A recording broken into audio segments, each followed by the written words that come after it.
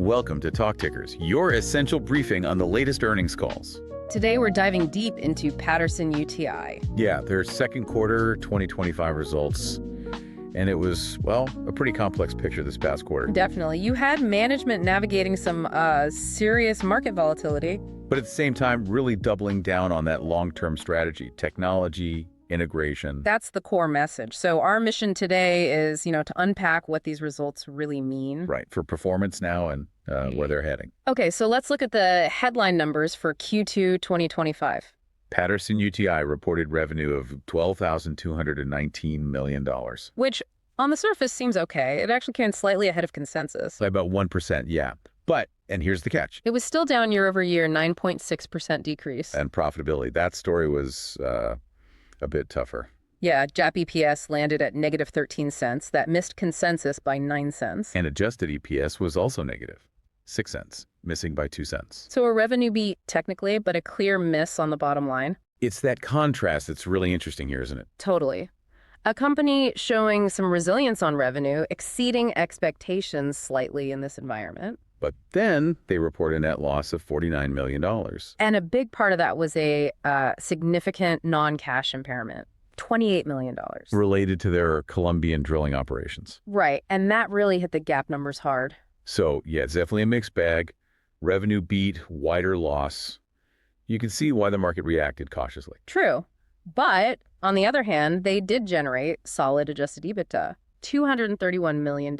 And they returned capital. An 8-cent dividend plus $16 million in buybacks this quarter. So not all negative. They're still generating cash and rewarding shareholders. It really feels like a quarter of conflicting signals. Trying to make these long-term strategic moves in a really choppy short-term market. So what we're digging into today is how these numbers fit into that bigger Patterson-UTI story. The transformation story, right? Moving from just scale, like after the mergers, to really differentiating themselves through technology. Let's unpack that.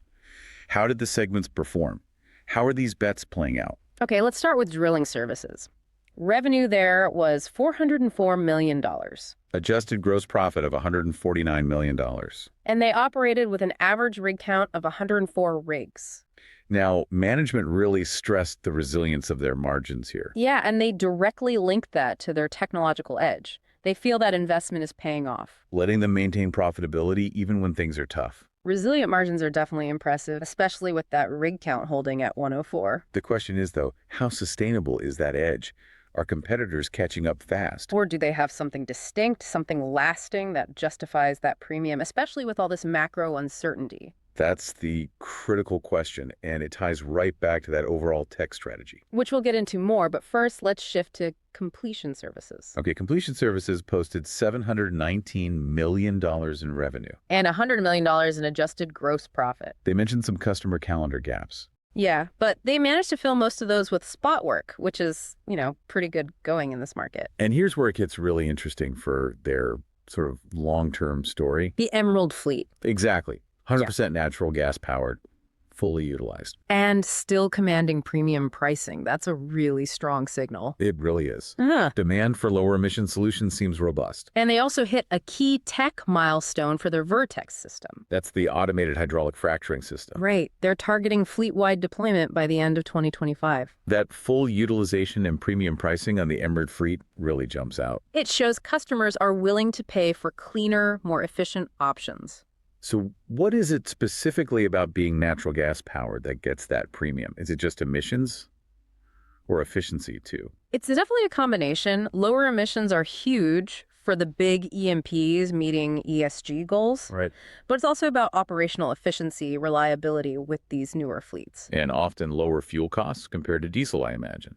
Exactly. So they're not just green rigs. They're often high-spec, high-performing rigs too. Makes sense. Okay, now, drilling products. Drilling products actually had a strong quarter. Revenue hit $88 million. With an adjusted gross profit of $39 million. Yeah. Showing sequential improvement. Yeah, they saw revenue gains in the U.S. even though the industry overall declined. And positive movement internationally, too. Yeah, particularly the Middle East and Canada. Their Maverick drill bit is apparently gaining good traction there. So it just underlines that even in a tough market, specialized high-performance products can still find demand. Definitely. So when we piece these segments together, especially the signals from Emerald and drilling products. It really seems to reinforce management's core message, doesn't it? That focus on tech-led differentiation. But given the mixed Q2 results, the market caution, is this tech focus really enough to move the needle now? Or is it more of a long-term thing the market isn't quite ready to fully buy into yet? That's the million-dollar question, isn't it? And it's not just aspirational. They're actively trying to execute on it now. They've been busy. Like the new digital center. Exactly. The PTN Digital Performance Center opened this spring. It's meant to be an integrated platform. Optimizing drilling and completions. Right. Think of it as the central brain. In drilling, they're rolling out Cortex automation. Advanced auto drilling. And REX, that's the cloud-based early alert monitoring. And for completions. It's Vertex automated frac pump controls and FleetStream for real-time data. So the vision is way beyond just cost-cutting for mergers. Absolutely. It's about deep integration, automation, using data to create real value. And their capital spending reflects this. Yeah, prioritizing organic tech growth like these digital initiatives, expanding the Emerald fleet. While also phasing out older equipment. Right. They're actively getting rid of older, less efficient Tier 2 diesel equipment, those older generation rigs. Focusing on the high-spec, high-return assets. All while still doing dividends and buybacks and keeping an eye out for M&A in downhole tech and international growth. It sounds like they're really trying to future-proof their operations. Almost anticipating where the industry has to go, not just where it is today. But this digital transformation, it can't be cheap. How are they balancing these big investments with, current market realities and their guidance? That balance is crucial, and they seem pretty focused on it. Let's look at the Q3 guidance. Okay, what are they expecting for the next quarter? For drilling services, they expect an average rig count in the mid-90s. So down slightly from 104. Yeah, with adjusted gross profit around $130 million. And completions? They anticipate relatively steady adjusted gross profit sequentially. They describe the calendar as relatively full. Relatively full. Okay. And drilling products. Expecting slight sequential improvement there. Overall, SG&A should decline slightly. And DD&A. Depreciation, depletion, amortization. Around $230 million is the projection. What about capex? You mentioned they're investing heavily. They actually revised their full year 2025 capex guidance down slightly to less than $600 million. Mostly due to lower maintenance spend, you said. Right. But importantly, they are still investing heavily in new tech. And crucially, they expect free cash flow to accelerate significantly in the second half of 2025. Exceeding their dividend payments. Right. That's key for shareholders looking at sustainability. Definitely. That free cash flow acceleration, even with the tech investment, is a big point. Okay, connecting this to the bigger picture. Yeah. What's the macro outlook? Management sees potential for oil activity to stabilize in Q4.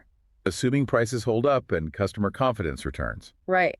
But the more maybe compelling long-term catalyst they talked about is natural gas. Ah, the LNG factor. Exactly. They're seeing early signs from customers about increased gas activity in 2026. As new LNG facilities come online. Creating what they called a physical call for more U.S. natural gas. Which could be a pretty significant demand driver for both drilling and completions. Potentially mitigating some of that oil market choppiness down the line. That physical call for gas is interesting long-term, but it still feels a bit out there, doesn't it?